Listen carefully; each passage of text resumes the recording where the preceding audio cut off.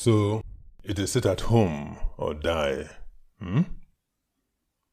Because the best way to commemorate the death of 3 million people who died 50 years ago is to kill some more people today.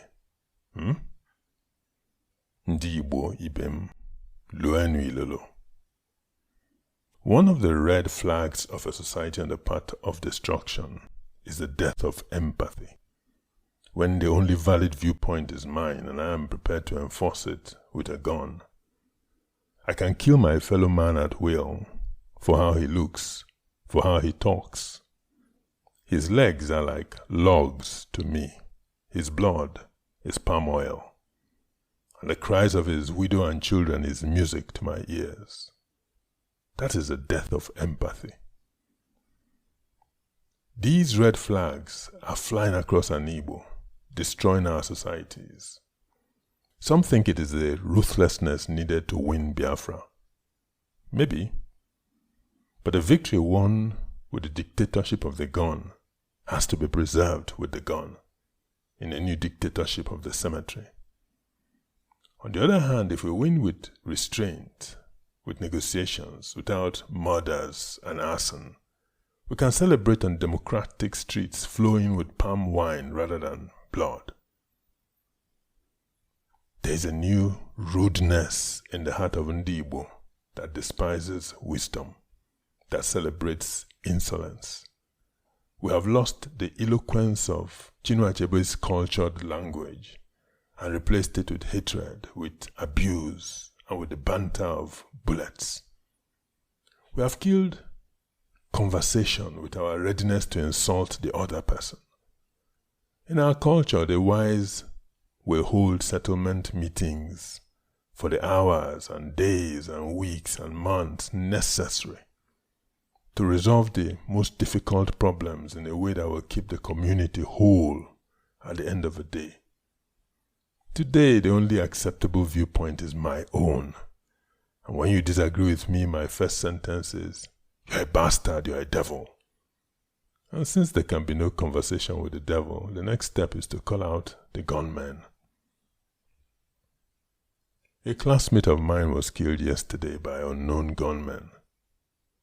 No matter who pulled the trigger directly, we know that his blood, and the blood of all those thousands who have died and all those thousands who will also die in this season of bloodshed, their blood is on the hands of all of us who circulated a call to bloodshed, who contributed a tweet of hatred that enabled the slaughter. No well-born child takes a cutlass into a meeting of the Umunna. No true friend or brother gives you a gun to go to settle family differences. Only your enemy, dressed up as your friend or your savior, will do that. Solomon's test of motherhood was the mother who would rather lose her child than have it cut into two. We cannot blow up our land and claim we love her.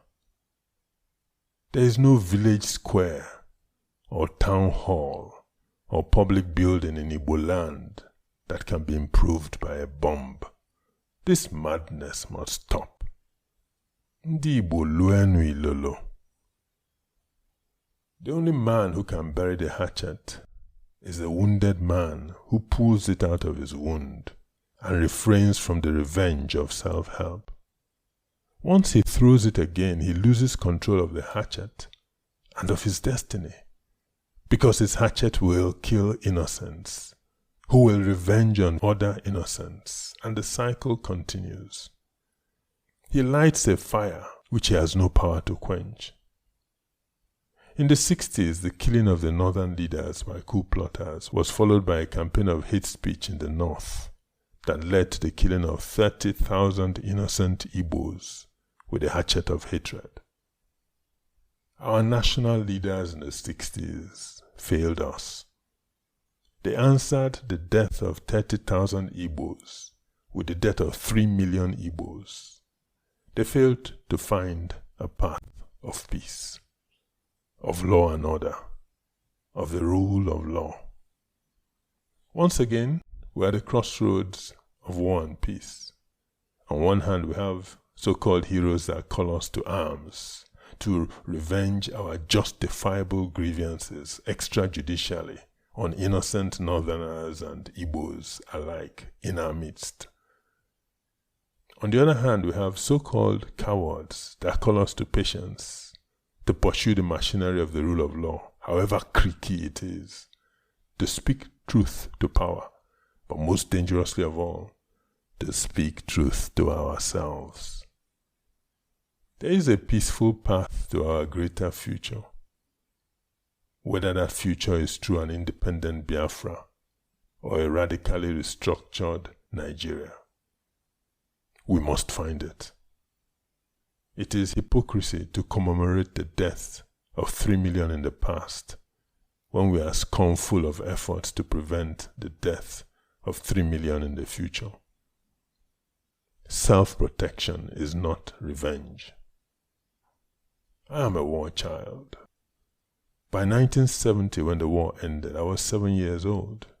If we go back to the cemeteries of a civil war and raise my 2 million fellow children who were starved or bombed to death, if we were to give them the right we demand today, a referendum on their deepest desires, I know they would all vote to leave.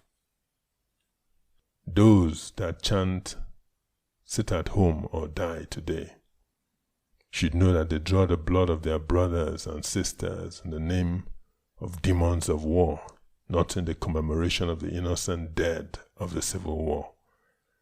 The children that crossed the rivers of war on the shoulders and the heads of their parents can mock, it was not even deep.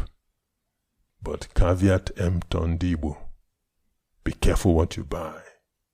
Lue nui lolo.